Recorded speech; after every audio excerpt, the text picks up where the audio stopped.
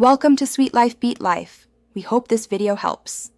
You start by powering the watch off and taking off the band so you have clear access.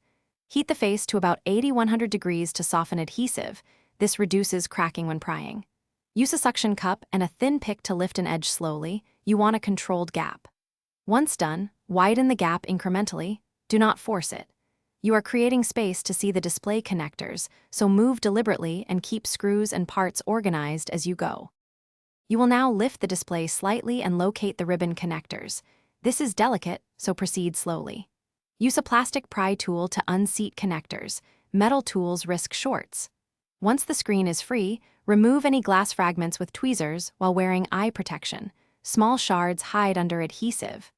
Clean the frame and sensor areas with 90% isopropyl and lint-free swabs to remove residual glue. Make sure to inspect the digitizer and sensors so replacement glass seats correctly and maintains touch function. You place the pre-cut adhesive or gasket into the frame, aligning it precisely so sensors are unobstructed.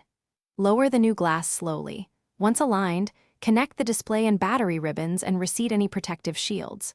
Tighten screws gently and press the glass evenly for about 1 to 2 minutes to bond the adhesive. Once done, power on and test touch, haptics, and heart rate sensor. If the screen shows ghost touch or no display, make sure.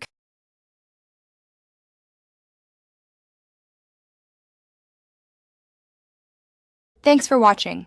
Consider subscribing if we helped you.